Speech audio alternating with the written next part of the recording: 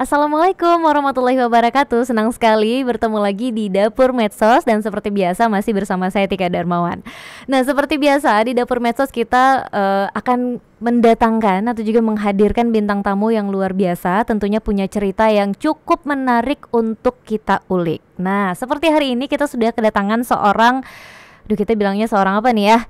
Seorang tokoh inspiratif. Nah, gitu kita sapa dulu. Ada Bang Fikar. Assalamualaikum Bang Fikar. Waalaikumsalam warahmatullahi wabarakatuh. Masya Allah. Ini sudah ada Bang Fikar di sini dan kita mau kenalan dulu ya, Bang Fikar. Sebelumnya sehat? Alhamdulillah sehat. Sehat. Nah, di sini tuh Bang Fikar hadir sebagai kita bilangnya sosok inspiratif ya, karena memang dari latar belakang, dari cerita sebelum-sebelumnya itu ternyata sangat menarik untuk kita ulik hari ini. Ini kita mau tahu dulu sebenarnya Bang Fikar ini kan adalah ketua Yayasan Pusat Rehabilitasi Narkoba. Pusat Rehabilitasi Narkoba. Nah, ini biasanya nih yang berkecimpung di yayasan-yayasan seperti ini kan punya latar belakang mungkin entah itu polisi gitu ya, entah itu TNI. Tapi Bang Fikar sendiri sebenarnya punya latar belakang yang seperti itu kah, atau memang sebenarnya nggak ada hubungannya sama sekali gitu? Silakan Bang Fikar. Baik, terima kasih Kakak. Saya sebenarnya adalah salah satu korban penyalahgunaan narkotika dulunya awalnya.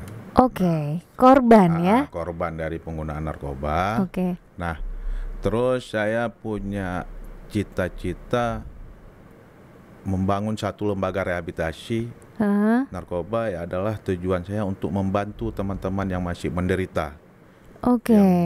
Oke, kita potong dulu. Sebelumnya ini untuk cerita ini mungkin bisa jadi ini ya, untuk bahan apa ya, bisa dibilang evaluasi teman-teman juga mungkin ya, untuk sharing gitu ya. Sebelumnya Bang Fikar, maaf, pernah menjadi korban penyalahgunaan narkoba itu sejak lama gitu? Sejak kapan? Apakah waktu masa sekolah mungkin?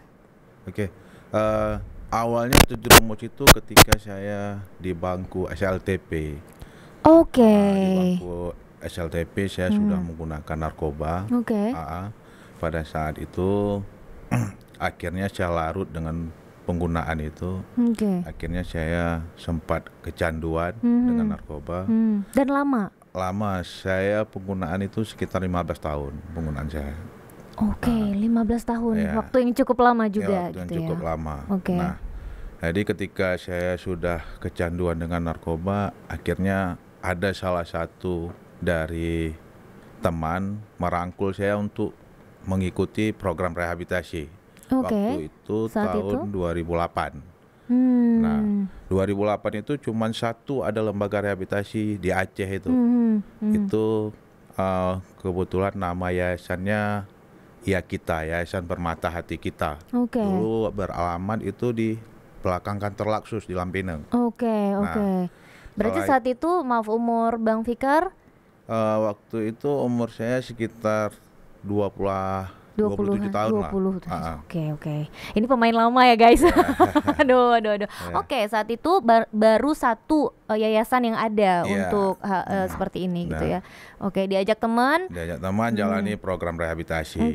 Nah, ketika saya menjalani program rehabilitasi, nah ternyata program rehabilitasi ini sangat membutuhkan buat diri saya. Nah, ketika ini sangat membutuhkan, akhirnya saya sempat coba membantu teman-teman di situ. Saya nggak pulang lagi nih.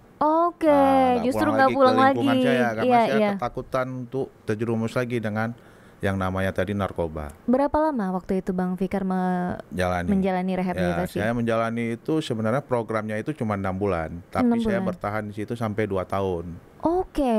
Sampai 2 tahun saya bertahan di situ, 2 sampai tahun 2020 itu. 2010. Nah, setelah itu dari hasil saya jalani program rehabilitasi itu, saya dapat satu hadiah pemulihan buat saya. Saya dipekerjakan di Rumah Sakit Jiwa Aceh. Nah, pada waktu itu pemerintah Aceh terbuka hati. Nah, membukalah satu lembaga rehabilitasi. Nah, jadi mereka terkendala dengan SDM. Karena SDM itu yang sangat dibutuhkan adalah yang memang mereka itu mantan pengguna narkoba. supaya mereka lebih paham bagaimana menangani teman-teman yang punya masalah yang sama seperti Oke, kita. tapi kalau kita mau ngelihat lagi nih untuk teman-teman mungkin yang melakukan yang menjalani rehabilitasi gitu ya, atau teman-teman yang mungkin saat itu kecanduan itu yang ditangani di yayasan rehabilitasi tersebut itu guna dengan jenis apapun gitu, maksudnya menggunakan jenis narkoba apapun. Iya. Oke.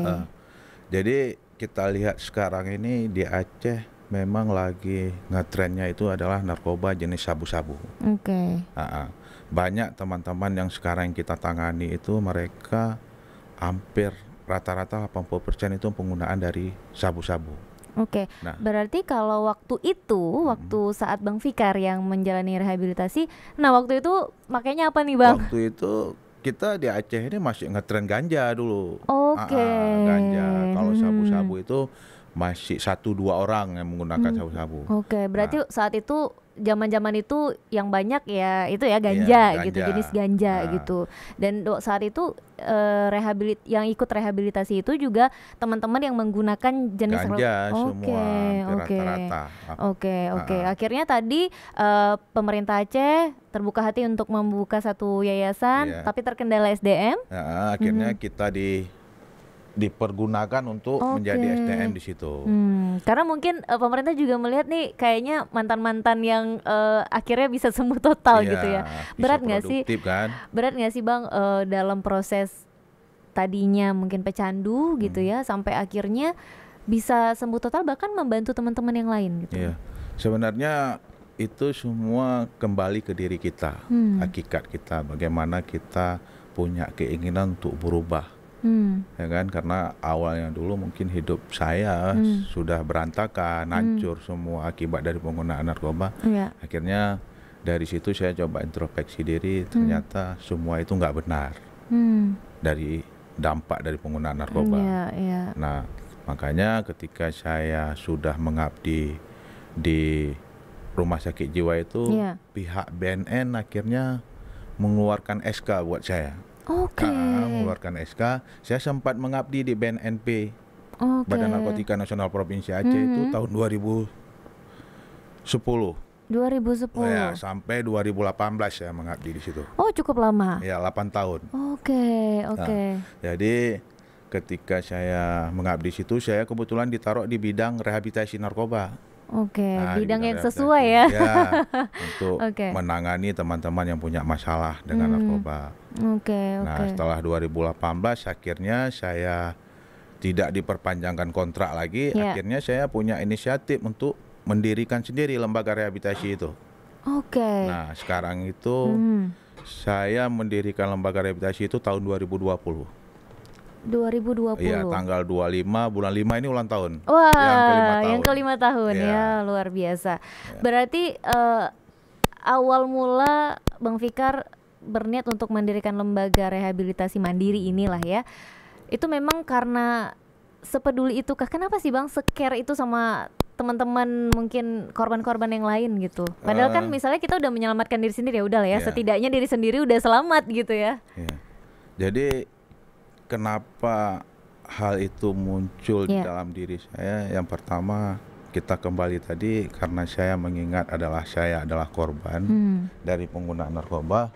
Jadi saya punya cita-cita ingin membantu teman-teman yang punya masalah yang sama seperti saya. Nah, makanya saya punya inisiatif, saya mendirikan lembaga rehabilitasi untuk membantu teman-teman yang punya masalah yang sama seperti saya.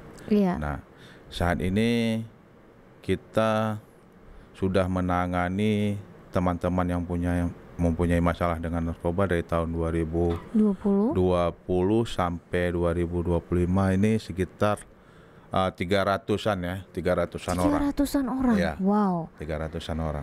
Dan itu rata-rata yang ada di yayasan Bang Fikar ini, apakah mereka-mereka yang diantar dari BNN kah, dari polisi kah, atau mereka-mereka yang datang sendiri? Nah, ada beberapa yang kita terima teman-teman yang punya masalah dengan narkoba, ada yang kita terima itu dari BNN, dari pihak kepolisian, ada juga yang dari keluarganya sendiri untuk mengantar anaknya.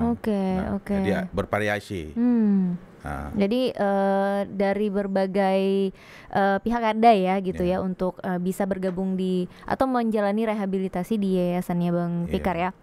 Tapi Bang Fikar, kalau kita ngomongin yayasan ini ya, membangun satu yayasan ini, awal-awalnya itu rumit nggak sih? Karena kan memang ini modal sendiri atau mungkin ada yang sponsorin gitu. Kalau kita bicarakan rumit, sebenarnya rumit. Cuman saya tetap konsisten dan optimis untuk membangun suatu lembaga rehabilitasi ini. Saya tidak ada sama sekali bantuan dari pemerintah. Ini memang inisiatif saya sendiri. Ini saya pergunakan dengan dana saya sendiri. Saya punya staf 10 orang, saya kasih salary untuk teman-teman. Kebetulan staf saya semua sudah sertifikasi nasional, ada yang sudah sertifikasi internasional. Nah, jadi ini saya pergunakan dengan dana saya sendiri untuk membantu teman-teman yang ada khususnya di wilayah Aceh. Khusus wilayah Aceh saat ini Karena ya? yang kita tangani ini seluruh Aceh, dari Kutacane sampai Subuh Salam, Singkil, seluruh Aceh kita tangani. Oke. Dan ini benar-benar inisiatif sendiri gitu ya. Iya, benar. Kenapa sih Bang punya niat sebesar itu, selain memang ingin membantu teman-teman yang atau korban-korban yang lain gitu, atau punya cerita di balik ini gitu? Kenapa akhirnya nih harus bantu nih teman-teman yang lain gitu? Karena pada dasarnya yang pertama saya orang tidak berada sama sekali. Jadi satu sisi kita melihat orang yang memang butuh layanan rehabilitasi terkendala dengan biaya, apalagi mereka itu anak yatim maupun yatim piatu. Saya coba bagaimana saya membantu semaksimal saya. Karena selama saya lihat ketika saya membantu orang yang memang tidak mampu sama sekali, saya punya rezeki sendiri yang dikasih sama Allah Ta'ala. Ini yang saya lihat, ini realita di lapangan saya lihat sendiri. Jadi ketika saya bantu teman-teman yang memang sangat butuh layanan rehabilitasi, maka saya coba ambil, saya rangkul, tapi rezeki itu ada sendiri dari Allah Subhanahu Wa Taala.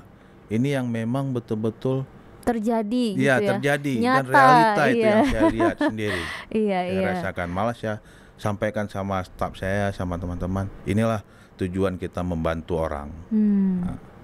Tapi kan memang kalau ngurusin yayasan ini kan pasti ada operasional, ada biaya-biaya ini tuh. Ada Bang Fikar sendiri tuh ada ngerjain pekerjaan yang lain kah gitu, atau ada sumber pendapatan lain kah untuk bisa membiayai yayasan ini gitu? Kalau pekerjaan lain tidak ada. Memang selama ini saya fokus dengan satu lembaga rehabilitasi ini. Nah, cuman karena lembaga kita ini kan swasta ini. Jadi lembaga swasta ini memang ada biaya yang dibebankan ke keluarga, itu dengan biaya 3.180.000. Itu sudah include semua dengan di situ. Nah, kebetulan kita di lembaga kita itu punya fasilitas sudah standar nasional Indonesia. Kebetulan lembaga kita satu-satunya yang ada di Aceh itu sudah ter-SNI dari PNN RI. Terus kita sudah terakreditasi juga dari Kementerian Sosial. Nah, jadi kita memberi layanan yang memang sesuai dengan standar nasional. Sesuai yang seperti yang sudah diberi kepercayaan untuk lembaga rehabilitasi kita. Artinya kalau ada korban yang datang untuk mau melakukan rehabilitasi, ada biaya yang dibebankan. Tapi kalaupun ada korban yang memang tidak mampu gitu ya untuk membiayai rehabilitasi ini, tetap bisa ada di situ. Ya, tetap kita bantu. Kalau memang dia punya kemampuannya berapa minimal untuk biaya makannya lah. Karena kan kalau kita lihat biaya makan sekarang khususnya di Aceh kita kan sudah terlalu tinggi nih. Nah, jadi paling tidak keluarga memikirkan untuk biaya makan dia selama 1 bulan dia di situ. Dari tadi kita ngomongin yayasan ini. Sebenarnya yayasan ini namanya adalah Yayasan Al-Fatah. Iya, Yayasan Al-Fatah. Alamatnya di Pelanggahan. Jadi mungkin teman-teman bukan main-main juga sih ya, bukan disuruh berkunjung ke Yayasan Al-Fatah, tapi mungkin ya untuk bisa jadi donatur, mungkinnya terbuka nggak sih Bang untuk donatur juga? Ya, kita berharap sih ada orang-orang yang baik atau orang yang dermawan untuk peduli terhadap korban penyalahgunaan Ya. narkotika khususnya di Aceh. Mhm. Memang saya berharap, harapan saya pemerintah Aceh ini sebenarnya Oke. yang ikut serta untuk melihat korban-korban penyalahgunaan narkotika. Nah, ada beberapa agenda dalam saya ikut kegiatan, saya berharap ada pergub peraturan gubernur Iya. atau peraturan wali kota itu untuk lembaga rehabilitasi. Jadi setidaknya kalau memang ada masyarakat yang tidak mampu sama sekali yang memang butuh layanan rehabilitasi, setidaknya bisa terbantu. Iya. Itu harapan saya sih Iya. sebenarnya. Oke. Nah tadi Bang Fikar juga sempat singgung bahwa sudah ada 10 orang staf di Yayasan Iya. Al-Fatah ini sendiri. Nah staf ini Bang Fikar apakah dari sipil atau mungkin juga teman-teman korban Ya. dari penyalahgunaan narkoba ini sendiri? Kebetulan staf kita itu adalah semua mereka ini adalah mantan-mantan pengguna narkotika. Oke. Ya, mantan dari penggunaan narkoba, mereka sudah pernah menjalani proses rehabilitasi Oke. juga. Kebetulan staf saya ini ada yang ngikuti program rehabilitasinya itu di Lido Jawa Barat. Oke. Ada yang Ikut standarisasinya ya? ada yang di Besaki, ada di beberapa tempat di Aceh juga ada. Jadi mereka orang-orang yang sudah berpengalaman ini di dunia rehabilitasi. Makanya mereka yang lebih paham dan lebih mampu untuk menangani teman-teman yang saat ini sedang menjalani perawatan rehabilitasi. Oke, kalau gambarannya secara umum lah Bang, kira-kira tuh dalam proses rehabilitasi ya, apalagi kan teman-teman di Yayasan Al-Fatah ini sendiri memang orang-orang yang berpengalaman. Iya. Selain pengalaman untuk hal rehabilitasinya, tapi juga mantan pengguna lah kita bilangnya gitu. Ada nggak sih proses kayak sharing gitu? Dulu sebagai pengguna kita juga merasakan hal yang sama dengan teman yang baru hadir ini gitu. Sebenarnya memang ketika teman-teman yang menjalani proses rehabilitasi itu mereka lebih sering berbagi cerita pengalaman. Kebetulan karena salah satu staf kita itu adalah mantan pengguna narkoba dan pernah menjalani rehabilitasi. Ketika mereka berbagi dan bercerita pengalaman hidup, ini kena ini karena mereka sama-sama dulu pernah merasakan hal seperti itu. Dia merasa relate ya. Jadi makanya di kegiatan kita itu mereka lebih banyak melakukan sharing pengalaman. Nah, kadang ketika salah satu oktembernya bercerita pengalaman, akhirnya dia merasa ternyata lebih besar masalah orang daripada masalah saya lagi. Iya, padahal sebenarnya kalau kita mau ngeliat lagi ya kendala dari korban-korban ini apa sih Bang, sehingga mereka tuh susah untuk benar-benar sembuh. Biasa kendalanya apa sih? Sebenarnya yang menjadi kendala sama teman-teman yang Menjadi korban susah untuk pulih, bahasa kita bukan sembuh, pulih ya. Kenapa dibilang pulih? Karena suatu saat dia akan kambuh lagi nih. Kalau sembuh beda, kayak kita luka terus diobatin sembuh kan. Nah, yang menjadi kendala sebenarnya lingkungan ini sangat pengaruh buat mereka. Nah, karena di lingkungan ini mungkin di salah satu lingkungan mereka ada beberapa bandar narkoba. Kadang mereka nggak punya keinginan untuk menggunakan lagi, tapi akhirnya dipaksa bagaimana dia bisa terjerumus lagi ke narkoba. Nah, yang menjadi kendala adalah mereka nggak punya kegiatan yang positif ini. Nah, makanya mereka bisa terjerumus lagi ke situ. Nah, makanya kalau saran saya, teman-teman yang sudah selesai jalani program rehabilitasi lebih baik hijrah ke satu tempat. Jangan pulang lagi ke lingkungan itu. Karena kan seperti pepatah bilang, di situ sudah tahu ada lubang, ada api, ngapain dia harus main lagi di situ kan? Nanti jatuh lagi ke dalam lubang itu. Nah, makanya dia harus hijrah ke satu tempat supaya dia mulai hidup baru. Kalau kita ngomongin jumlah itu udah berapa orang sih Bang kira-kira? Kalau kemarin kan tadi kan sempat Abang bilang sekitar 300-an orang yang sudah pernah kita tangani gitu ya. Tapi berapa orang yang memang sudah berhasil direhabilitasi oleh Yayasan Al-Fatah selama berdiri yang bisa dibilang mereka tuh udah bisa kembali ke masyarakat atau mungkin bahasanya pulih ya, benar-benar pulih. Udah produktif ya. Iya. Yang kita lihat kebetulan di lembaga rehabilitasi saya ketika teman-teman udah selesai program itu tetap saya observasi. Follow up lagi ya. Iya, kita follow up lagi dan kebetulan kita ada buat satu komunitas. Oke. Grup, istilahnya grup. Nah, di situ kita tanya bagaimana perkembangan mereka selama mereka di luar. Yang kita lihat sekarang teman-teman yang udah selesai program rehabilitasi dari Yayasan Al-Fatah, hampir 80% mereka sudah produktif. Oke. Udah ada yang sudah bekerja, ada yang sudah berkeluarga, yang dulu mungkin sudah pisah dengan istri, akhirnya mereka bisa bersatu lagi. Ada juga yang mulai hidup baru lagi akibat dari berhenti dari penggunaan narkoba tadi. Oke, dan dijaga di lingkungan yang baik terus gitu ya. Dijaga. Nah, tapi kalau yang balik lagi ada nggak, Bang? Kalau yang balik Yang udah lagi, udah pernah rehabilitasi, udah keluar, nah tiba-tiba balik lagi tuh ada nggak? ada juga. Oh, ada juga. Ada juga. Kadang kenapa dia bisa terjerumus lagi yang tadi seperti yang saya Lingkungannya. sampaikan tadi, karena nggak ada pekerjaan yang positif. Iya, iya.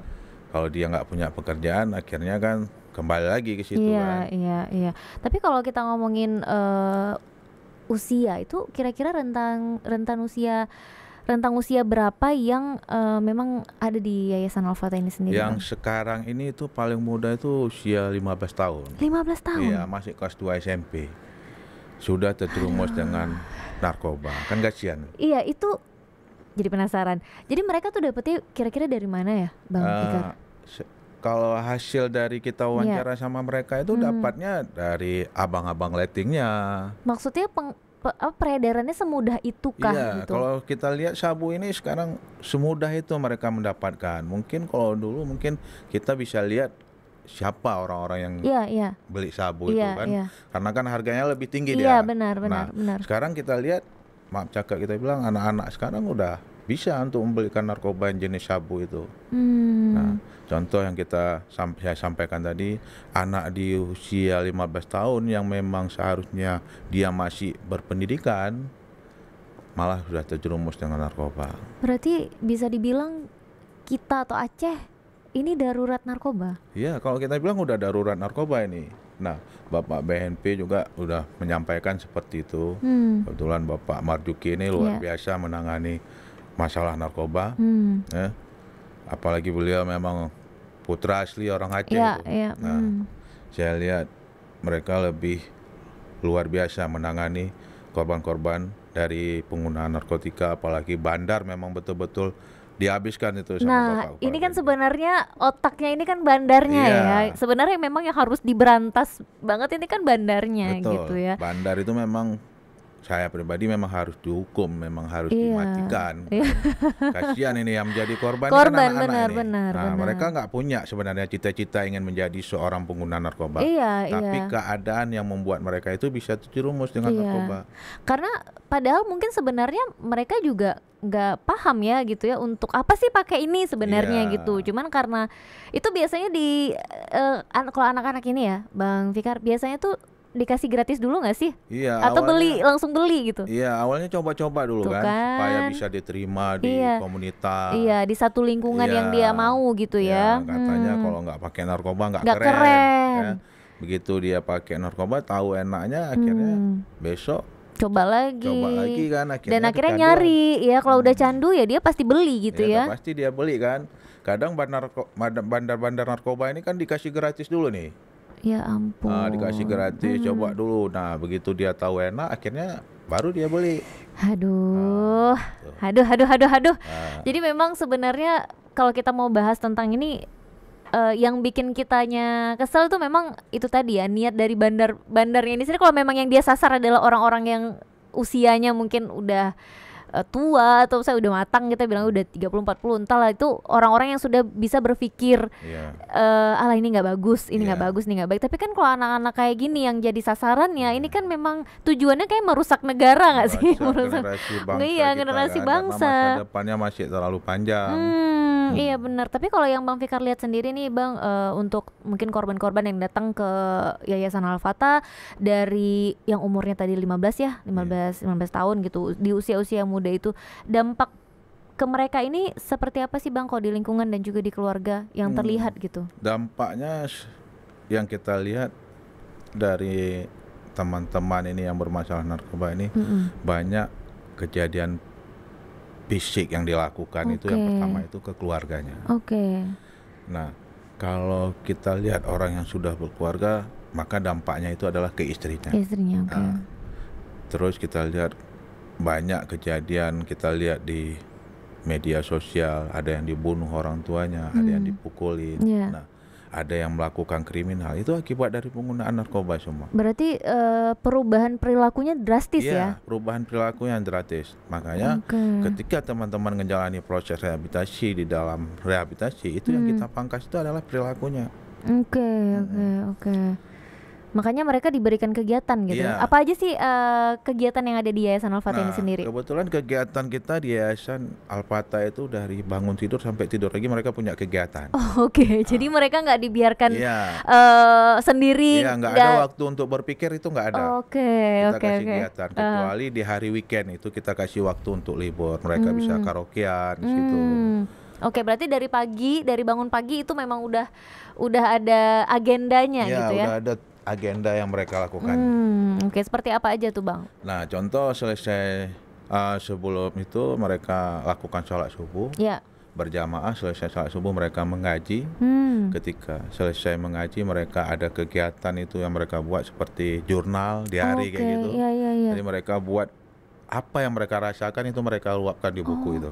Nah, perasaan saya hari ini merasa senang bisa melaksanakan sholat subuh berjamaah. Nah, jadi selesai mereka buat jurnal itu persiapan mereka mandi-mandi untuk sarapan pagi. Nah, jadi kegiatannya padat sampai jam 10 malam itu baru closing. Nah, itu kalau jam 10 malam mereka udah masuk dalam kamar, itu nggak ada lagi yang berkeliaran. Itu kapasitas berapa orang Bang di Yayasan Al-Fatah? Kapasitas di tempat kita itu 40 orang. 40 orang, 40 orang yang saat ini kita tangani 36 orang. 4 orang lagi berarti, 4 orang lagi udah full. Ini bukan kita cari ya 4 orang lagi ya. Kalau bisa jangan gitu ya. Tapi ya kalau memang ada yang membutuhkan pertolongan ya istilahnya ya, butuh rehabilitasi ya, berarti masih bisa 4 orang lagi gitu ya untuk ada di Yayasan Al-Fatah. Karena kan berganti-ganti terus nih, ada yang masuk, ada yang pulang kan. Iya, oke. Jadi ada juga nggak sih kalau teman-teman yang udah rehabilitasi di Al-Fatah itu kejadiannya kayak Bang Fikar juga gitu, udah rehabilitasi, udah pulih gitu ya, tapi nggak mau pulang dulu gitu, mau tetap ada di situ? Ada beberapa yang kita tangani itu udah 5 tahun sesuai usia dengan lembaga saya. Iya, berarti dari awal, dari tahun 2020 dia masuk sampai hari ini saat masih, ini. Itu karena belum pulih kah atau memang dianya nggak mau pulang gitu? Keluarganya nggak siap untuk terima dia untuk pulang. Karena nggak siap, keluarga nggak siap dia pulang ke rumah, makanya ya mau nggak mau ini tanggung jawab kita bekerja sosial dan kemanusiaan, ya mau nggak mau kita bantu. Jadi sampai saat ini dia masih sama kita itu. Ada yang udah 5 tahun, ada yang 3 tahun. Nah itu kalau kondisinya sendiri sebenarnya dia udah pulih gitu ya? Kalau kita bilang pulih belum. Karena kebetulan dia memang ada gangguan psikotik. Dia butuh konsumsi obat. Jadi selama sama kita itu kita bantu, kita fasilitasi obat-obatnya semua. Makanya keluarga kasihkan sama kita kepercayaan, sampai saat ini kita tangani. Mungkin dari keluarga juga takutnya ya salah penanganan gitu ya. Ini karena jadi khawatir kan, apalagi dia punya riwayat gangguan jiwa kan. Oke. Nah sebenarnya di Yayasan Al-Fatah ini sendiri sih apa ya, program-program yang dilakukan itu tahap-tahapnya apa aja untuk pembekalan penyalahgunaan narkoba ini sendiri? Tahapnya itu ada apa aja, Bang? Kalau program rehabilitasi yang ada di Yayasan Al-Fatah itu kita ada beberapa metode yang kita pergunakan untuk teman-teman. Kebetulan program di tempat kita itu kita lebih ke TC itu adalah therapeutic community, dia lebih ke bicara untuk komunitasnya di situ. Nah, terus kita combine dengan Narkotik Anonymous, jadi membicarai 12 langkah menyangkut dengan kehidupan mereka di situ. Nah, teman-teman itu ketika udah masuk ke dalam program rehabilitasi khususnya di Yayasan Al-Fatah, mereka udah paham nanti ketika mereka lihat jargon yang ada di dalam lembaga rehabilitasi itu. Nah, kalau bentuk layanan, kita kebetulan layanan kita sudah sangat lengkap. Kita punya dokter psikiater, kita punya psikolog, punya dokter umum, punya konselor, punya perawat, punya ustadz. Nah, jadi itu diisi oleh teman-teman yang ada di lembaga rehabilitasi. Oke. Jadi setiap hari Kamis kita ada pengajian tuh dari Ustadz Abdullah, itu selalu memberi Motivasi ya untuk pengajian teman-teman. ke teman-teman. Nah, bulan puasa juga kemarin di bulan Ramadan tuh mereka dapat sholat tarawih berjamaah bersama Ustadz. Mereka melaksanakan ibadah puasa sepenuhnya, tarawih sepenuhnya. Alhamdulillah itu yang sangat bersyukur bagi mereka, karena hal itu ketika dulu di luar nggak pernah mereka jalankan. Iya benar. Nah, itu mereka dapat itu ketika mereka berada di dalam rehabilitasi. Oke, berarti konsepnya di yayasan ini sendiri atau ketika mereka menjalani rehabilitasi ini, itu apakah kondisinya kayak di penjara gitu ya, atau memang mereka dibiarkan bebas gitu ke ruangannya masing-masing, bermain di luar atau berkegiatan di luar gitu? Mereka itu tetap di dalam satu ruangan. Dalam satu ruangan, dia itu bentuknya rumah. Oke. Rumah, jadi dalam rumah itu ada satu ruangan besar. Di situ mereka menghabiskan waktu di situ, kecuali sore mereka melakukan olahraga. Itu baru kita keluarkan. Dan tetap difasilitasi ya? Dan didampingi oleh staf-staf kita di sana. Pernah ada konflik nggak sesama mereka? Kalau konflik sama mereka nggak ada sama sekali. Nggak ada. Nah, paling nanti ada selisih paham aja. Iya. Tapi kalau konflik karena mungkin masih ada pengaruh narkobanya gitu? Iya. Kalau yang masih pengaruh narkoba memang dipisah. Rehabilitasi itu dia ada program disabilitas, Kak. Oke. Disabilitas itu adalah kalau bahasanya ruang detoksifikasi. Oke. Itu ada satu sel dia di dalam itu. Awal pertama masuk maka kita masukkan ke situ. Tujuannya adalah untuk pemutusan zat. Nah, itu paling lama itu 14 hari dari situ jalan itu. Paling cepat kalau memang progresnya bagus, mungkin 1 sampai 5 1 minggu itu udah kita turunkan.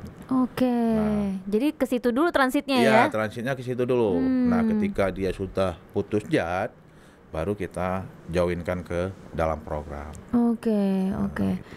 Nah, kalau kita ngomongin kesulitan nih, Bang Fikar, apa sih sebenarnya kesulitan yang dihadapi dalam membina pengguna atau juga korban penyalahgunaan narkoba ini?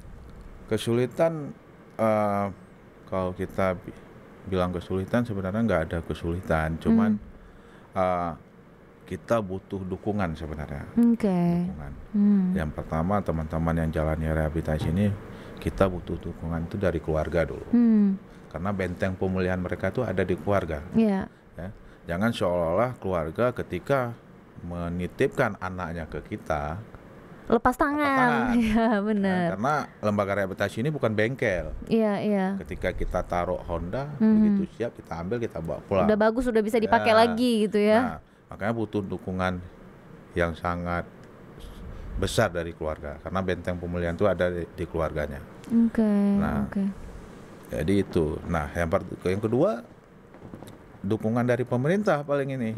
Peran pemerintah. Ini sebenarnya saya pribadi udah mengambil alih ini. Peran pemerintah udah saya ambil alih sama saya sebenarnya. Sebenarnya ini pemerintah yang harus memikirkan teman-teman yang saat ini yang korban penyalahgunaan narkoba.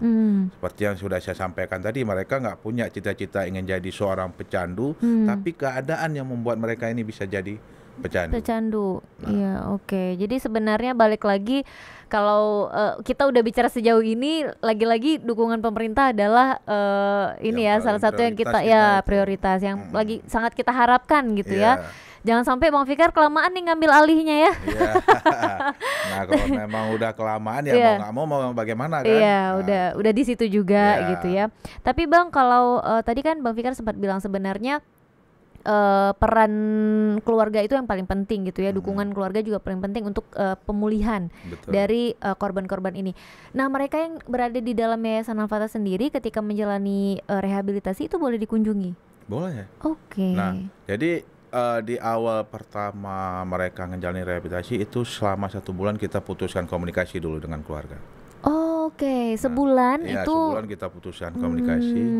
Tujuannya adalah supaya mereka, kita lihat ada nggak rasa kangen, rasa rindunya terhadap keluarga. Oke. Nah, jadi ketika nanti dia sudah di bulan kedua itu sudah ada waktu kunjungannya.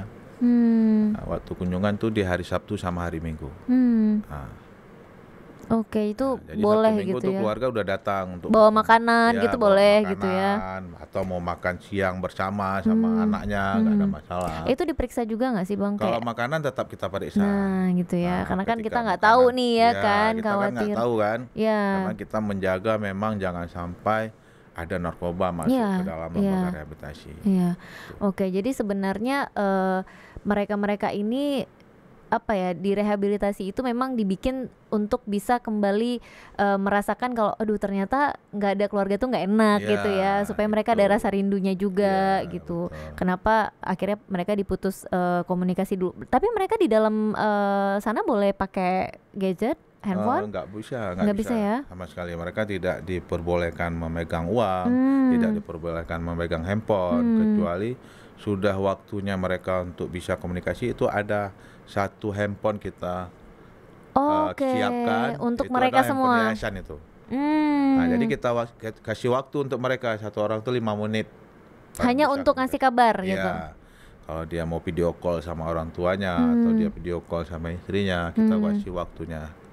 Oke, oke. Jadi ada waktu-waktu tertentu Iya. gitu ya. Jadi nggak bisa terus-terusan. Iya. Nah sebenarnya kalau tadi kita ngomongin peran keluarga, kan kayaknya nggak cukup ya kalau hanya cuma menjenguk gitu ya anak atau juga saudaranya yang sudah ada di dalam atau juga sedang menjalani rehabilitasi. Mungkin bentuk peran seperti apa sih Bang yang paling diharapkan sebenarnya oleh korban dari keluarganya sendiri gitu? Peran yang sangat mereka butuhkan sebenarnya, mereka ini butuh perhatian dari keluarga ya. Oke. Butuh perhatian. Kadang namanya teman-teman yang sudah terpengaruh dengan narkoba ini merasa dia dikucilkan oleh keluarga, ada timbul kecemburuan sosial di dalam keluarga. Kadang orang tuanya terlalu peduli sama adiknya, sama abangnya, nggak dipedulikan. Oke. Nah, makanya ketika keluarga bisa hadir di dalam lembaga rehabilitasi ini, ada beberapa hal yang perlu kita diskusikan sama-sama. Nah, kalau mereka memang punya masalah dengan orang tua, kita fasilitasi di lembaga rehabilitasi ini. Apa sih maunya orang tua, apa sih maunya si anak. That's why di lembaga adalah psikolognya gitu Iya, ya, ada untuk psikolognya. bisa Iya. ajak mereka bicara juga Iya. gitu ya. Nah, Apa kalau masalahnya memang gitu orang ya? tuanya butuh kita fasilitasi ke psikolog, kita fasilitasi. Kalau anaknya butuh fasilitasi ke psikolog juga kita fasilitasi juga. Oke. Tapi sebenarnya kalau dari anak-anak muda yang terjerat narkoba ini sendiri Bang, kebanyakan latar belakang mereka ini dari keluarga yang kondisinya seperti apa gitu. Apakah memang ekonominya yang sulit, atau memang broken home ya, dari latar belakang yang broken home, atau memang justru yang terjerumus ini anak-anak yang hidupnya serba berkecukupan gitu karena punya uang jadi bisa beli barangnya gitu. Betul. Jadi kalau kita lihat sebenarnya bervariasi, Oke. ya, bervariasi. Ada juga yang memang keluarga yang broken home. Nah, ada juga memang keluarga yang memang tidak mampu sama sekali, Oke. tapi anaknya bisa terjerumus narkoba. Ada juga keluarga yang memang orang tuanya mampu, juga anaknya terjerumus ke narkoba. Jadi berbagai latar belakang memang Bervariasi. Jangan nanti kan ada keluarga pernah tanya itu sama saya, Pak Fikar, anak saya itu apa yang dia minta itu saya kasih semua. Pak Fikar, dia minta mobil, saya minta Honda, saya kasih semua. Tapi kenapa anak saya bisa terjerumus dengan narkoba? Nah, mungkin ada sesuatu yang anaknya itu mau tidak sesuai dengan yang diharapkan. Kenapa? Kadang bapak sama ibunya ini sibuk dengan pekerjaannya sendiri. Jadi anaknya ini terlalu bebas kan, ditinggal sendiri. Jadi akhirnya ketemu teman, akhirnya makanya bisa menggunakan narkoba. Jadi bukan berarti orang yang memang sudah mampan hidupnya, keluarga yang sudah mampu, anak nggak bakalan terjerumus narkoba. Tidak juga. ada juga yang kasihan kita lihat sekarang anak-anak yang memang orang tuanya nggak mampu sama sekali, tapi anaknya juga menggunakan Nah, narkoba. itu. Ini yang kita Untuk bisa mendapatkan barang haram itu kan Iya. dia butuh Uang. uang gitu, dan Ah. yang kita lihat dari berita-berita yang ada kan kadang-kadang justru mereka tuh lah menghalalkan segala cara Betul. gitu ya. Ini yang memang sangat kita khawatirkan Ya. gitu. Oke. Apa nih Bang Fikar mungkin himbauan ke anak-anak muda zaman sekarang nih untuk bisa menjauhi narkoba, atau mungkin sikap seperti apa yang harus ada di diri mereka supaya bisa terhindar dari narkoba ini sendiri? Paling harapan kita terhadap adik-adik kita, khususnya pemuda, mencari satu kegiatan yang positif, terus bekerja dengan hal yang positif supaya tidak terjerumus narkoba.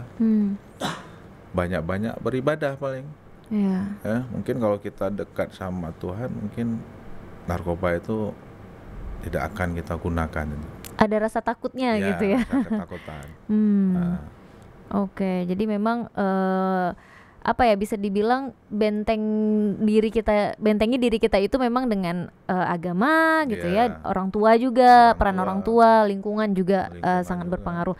Tapi Bang, kalau kita mau tanya nih ya, dari korban-korban yang datang atau juga yang berada di yayasan atau di lembaga rehabilitasinya Bang Fikar, untuk di Banda Aceh itu kawasan mana yang paling banyak narkoba? Iya, yang mungkin juga yang akhirnya masuk gitu ke rehabilitasi. Kalau kita banyak lihat, penggunanya gitu. Nah, boleh di-spill nggak? Oke. Kalau kita lihat di Banda Aceh itu hampir rata-rata seluruh daerah desa itu ada narkoba itu. Wah.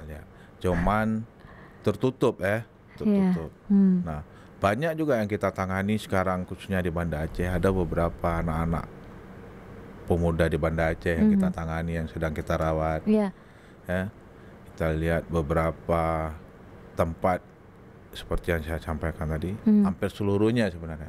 Nah, makanya ini butuh penanganan sesama. Ya, nggak mesti kita harus berharap sama polisi, juga perangkat desa ini. Perangkat desa juga butuh pagi kampung makanya semua stakeholder ini harus bergerak sama-sama untuk menyelamatkan anak bangsa kita.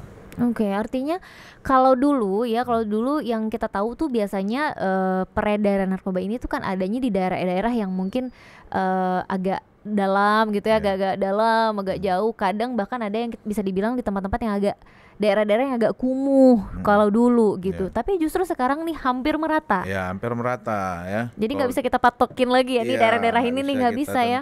Patokin yang mana. Makanya sekarang kebetulan itu waktu Bapak Kapolres lama, Bapak Fahmi itu. Iya. Pak Kapolresta, beliau itu membuat kampung bebas narkoba. Iya. Kampung bebas narkoba itu beliau membuat waktu masa beliau menjabat itu sekitar 20 desa beliau buat kampung bebas narkoba, termasuk wilayah Aceh besar juga beliau buat juga. Nah, ini kemarin ada disampaikan beliau itu punya cita-cita mau buat 34 kampung narkoba bebas. Kampung bebas narkoba. Kampung bebas Jangan narkoba. salah-salah ya Bang Fikar ya, kampung narkoba. Kampung bebas Lebaran narkoba. mereka tuh ya di kampung itu ya. Oke, kampung bebas narkoba. Nah, mudah-mudahan kampung bebas narkoba itu bisa berjalan dengan baik. Ya. Itu nanti yang yang memonitor kampung-kampung itu sendiri ada orang-orangnya juga gitu ya? Ya, nanti itu ada ini dia, ada strukturnya sendiri di desa itu. Dari desa ya, di khusus satu ya, desa itu karena ada kan mereka lah yang tahu strukturnya. daerahnya sendiri gitu ya. Jadi ketika ada masyarakat mereka itu yang memang terjerumus dengan narkoba, mereka bisa melapor ke situ. Nanti dari mereka itu kebetulan ada beberapa lembaga rehabilitasi itu melakukan MOU itu, kerjasama dengan desa itu. Oh iya. Nah, jadi kayak kita Yayasan Al-Fatah ada beberapa desa itu, semua hampir berapa desa kita lakukan MOU sama desa-desa. Jadi ketika ada masyarakat mereka yang terjerumus dengan narkoba, mereka akan bisa ngelapor ya. lapor ke kita. Jadi lebih mudah jalannya Iya, gitu ya. Kalau selama ini kan mungkin banyak orang yang belum menjangkau informasi ini, iya Bang Fikar. betul. Jadi kayak ini kita tahu nih ada di lingkungan kita ada yang pengguna narkoba, Mm, tapi kita nggak tahu harus melaporin kemana gitu. iya Kalau betul. ujuk-ujuk ke polisi juga kita kan harus punya bukti Iya, mungkin gitu ya, atau mm, ya lain sebagainya yang memang buat kita agak jadi apatis gitu ya, betul jadi betul. kayak ya sudahlah, dia urusannya sendiri gitu ya. Iya, Tapi mungkin kalau dengan adanya lembaga seperti ini atau juga dari kampung-kampung yang bebas narkoba ini sendiri ya, dan dengan strukturnya mm, itu bisa lebih ngebantu kita ya Bang ya, betul kayaknya ya. Oke, jadi sebenarnya memang ini PR banget juga untuk pemerintah kita ya betul sebenarnya, betul. untuk bisa serius menangani ini. Jadi Mm, kuncinya sebenarnya serius gitu ya. iya, Jadi nggak cuman sekedar program-program lucu-lucu aja ya betul gitu betul. ya. Karena memang sejauh ini kalau kayak tadi Bang Fikar bilang, peran pemerintah kan bukan paling. Jadi kayak peran pemerintah selama ini mungkin melalui BNN gitu Iya, ya. Tapi untuk yang lainnya belum gitu ya. belum sama sekali. Nah, Oke. Jadi memang apa ya, mudah-mudahan dengan adanya obrolan ini ya Bang ya, betul mudah-mudahan bisa menggerakkan hati pemerintah kita juga betul gitu ya, betul. untuk bisa lebih aware gitu ya. Iya, Nah sebenarnya balik lagi nih kalau kita mau ngomongin tentang korban-korbannya gitu ya, atau tadi sempat Bang Fikar bahas kan banyak juga dari anak-anak yang umurnya 15 tahun, masih cukup muda gitu. mm, Nah mungkin ini kan bisa jadi warning untuk orang tua ya, untuk iya, orang tua sendiri itu ada nggak sih tanda-tanda yang mudah dikenali Bang? Nah mm. mudah dikenali untuk dari anaknya yang mungkin sudah terkena pengaruh buruk narkoba ini, ada nggak tanda-tandanya? Mungkin Iya, kalau sebagai yang sering sebenarnya untuk menangani. melakukan pencegahan, bagaimana kita melihat anak kita yang sudah terjerumus Ya. narkoba ini kan Hmm. ada beberapa tanda-tanda yang kita lihat. Hmm. Khususnya seperti penggunaan sabu-sabu. Mhm. Ya. Mhm. Kadang anak-anak ini yang kita lihat sekarang ini kan sibuk main game. Iya, Ya. iya. Mhm. Kadang dia setelah main game itu butuh dosis kadang. Ya harus Hmm. menggunakan sabu-sabu dulu. Supaya kuat nggak tidur Iya, ya. supaya kuat dia nggak tidur kan. Oke. Nah, jadi bisa 1 harian tuh nggak tidur tuh sibuk dengan handphone terus Iya, main iya, game. iya, Kadang iya. orang tuanya panggil pun nggak diopen Iya, sama iya, dia. iya. Ya. Jadi ini perlu kita curigai ketika Hmm. dia Dia nggak bisa tidur. melek lama nggak Ya, tidur-tidur ya. Oke, nggak tidur nggak tidur-tidur malam. malam Terus tuh. pola makannya udah nggak teratur, Oke. pola Jadi nggak lapar pikirnya. ya? Iya. Biasanya nggak lapar lagi gitu ya. Kalau biasa Biasanya nggak lapar lagi ya. Jadi kalau kayak orang udah makannya. kena sabu itu nggak lapar lagi dia. Oke. Nah, jadi paling dia butuh air putih sama merokok terus itu kan bawaannya kan. Nah, terus Hmm. pola makannya udah nggak teratur, kadang makan sedikit, tiba-tiba besok makannya banyak Iya, gitu. iya. Jadi nggak teratur. Biasanya kalau pengguna sabu itu kan kalau dia sudah nyabu itu dia nggak selera makan itu. Udah kenyang sendiri gitu ya. Iya, kenyang sendiri dia nggak selera makan dia. Oke, Nah, oke. Jadi tanda-tanda kayak gitu. habis itu orangnya temperamen, cepat tersinggung ketika dikasih tahu akhirnya meledak dia kan emosi. Ini yang perlu waspadai. Nah, jadi buat adik-adik yang nonton ini yang kira-kira punya tanda-tanda itu ya, Iya. walaupun mungkin bukan, Hmm, itu udah jadi salah satu tanda-tanda gitu. iya. Tapi kan kalau tadi yang Bang Fikar bilang adalah kalau mungkin yang dia gunakan adalah sabu-sabu. Nah, jadi masing-masing jenis narkoba itu sebenarnya dampaknya berbeda-beda atau sama? Ya, beda-beda. Kayak ganja misalnya Kalau atau ganja lain lagi kan. Kalau ganja bawaannya lapar, matanya merah gitu kan. Oh, justru kalau ganja lapar terus. Ya, bawaannya lapar. Oke, oke, kayak gitu. Jadi itu yang bisa kita mungkin khususnya orang tua Iya, orang bisa tua waspadai kalau memang perilaku-perilaku seperti itu ya Bang ya. Kalau Oke. nanti perlu lagi informasi lebih akurat, boleh nanti komunikasi ke kita, ke Nah, lembaga kita kan. nah benar. Jadi memang mungkin itu sekilas ya buat orang tua yang harus diingat tanda-tandanya gitu. Iya. Tapi mungkin kalau butuh apa ya, bisa dibilang informasi-informasi lanjutan, butuh keterangan-keterangan lainnya Iya. gitu ya. Atau bagaimana menghadapi kenakalan remaja yang memang mungkin sudah terkena pengaruh buruk Betul. narkoba, itu boleh coba menghubungi Bang Fikar juga. Itu bisa di Instagramnya ya Bang ya. Iya, di Instagramnya tuh. Instagram Yayasan Alpata juga ada, nomor handphone Yayasan Alpata juga ada. Oke, jadi di Instagramnya nanti juga ada informasi terkait nomor handphonenya yang bisa dihubungi gitu ya, dan juga alamatnya gitu ya. Atau tinggal ketik di Google itu, kalau diketik di Google Yayasan Alpata, langsung Yayasan Alpata itu keluar ya, tempat rehabilitasi. Jadi Jadi banyak masyarakat itu di seluruh daerah mereka mencari informasi itu lewat Google. Oke. Waktu kita tanya dari mana ibu dapat informasi ini, kami dari Google. Oke. Dan kebetulan Yayasan Al-Fatah tuh di Google dia nomor atas, dia paling atas. Oh, jadi langsung keluar gitu Iya, ya. langsung. Tapi sebenarnya yayasan yang sama gitu Bang di Aceh ini ada berapa sih Bang? Kayak misalnya untuk Banda Aceh sendiri ini yayasan untuk seperti ini. Yayasan yang ada di Banda Aceh itu kalau nggak salah saya ada 5 yayasan. Oke, 5 yayasan rehabilitasi. Iya, 5 yayasan. Dan semuanya ada di Banda Aceh. Ada di Banda Aceh. Oke. Satu punya pemerintah Aceh itu adalah di depan Rumah Sakit Jiwa Aceh. Oke. Berarti semuanya letaknya memang di Banda Aceh, tapi menangani seluruh Aceh ya? Iya. Rata-rata ya. Seluruh Aceh. Oke. Jadi memang justru kalau yayasannya aja udah lumayan ya Bang ya, udah ada banyak gitu ya. Bukan pertanda baik juga sebenarnya. Berarti kan banyak orang yang harus ditangani gitu ya. Betul. Karena kan apalagi Yayasan Al-Fatah sendiri hanya mampu standarnya ya menampung 40 orang gitu ya. Sedangkan kalau Bang Fikar sendiri tahu nggak sih Bang kira-kira berapa sih korban penggunaan narkoba ini di Aceh? Lihat korban penggunaan narkoba sebenarnya seluruh Aceh itu kemarin ada data dari BNP, apakah itu data itu sudah akurat kita nggak tahu. Itu hampir puluhan ribu itu korban penyalahgunaan narkotika. Oke, sebanyak itu ya. Yeah. Tapi nggak semua dari mereka pun tahu untuk mencari pertolongan gitu ya. Istilahnya keluarga pun kan peran keluarga lagi-lagi ya. Kalau tadi ada yang diantar langsung oleh keluarganya karena tahu mungkin ini butuh bantuan gitu ya. Sebenarnya pengguna narkoba itu cukup banyak yang kita lihat di seluruh Aceh, apalagi di daerah pelosok-pelosok. Cuman kebanyakan masyarakat itu sangat minim informasi tentang layanan rehabilitasi. Iya, benar-benar. Banyak kita lihat ketika anaknya mengamuk di rumah, keluarga ambil keputusan bawa ke rumah sakit jiwa. Kan? Di rumah sakit jiwa paling cuma ditangani kan ketika dia sedang ngamuk. Iya. 1 minggu kemudian akhirnya dikembalikan lagi ke keluarga. Iya. Jadi masih kurang informasi tentang layanan rehabilitasi itu. Kadang asumsi keluarga di dalam rehabilitasi itu seperti apa. Ada yang dipikir ketika masuk rehabilitasi dikasih juga sabu. Sebenarnya enggak kan? Ya nggak mungkin ya gitu. Kadang asumsi masyarakat seperti itu kan. Iya. Kita juga maklum, maka perlu edukasi yang lebih dalam lagi ke masyarakat. Nah kalau supaya mereka lebih teredukasi gitu ya. Ada nggak yang dilakukan sama Yayasan Al-Fatah sendiri seperti promosi mungkin atau apapun gitu supaya masyarakat lebih teredukasi dengan itu? Kalau edukasi kita sering kita lakukan itu di desa-desa.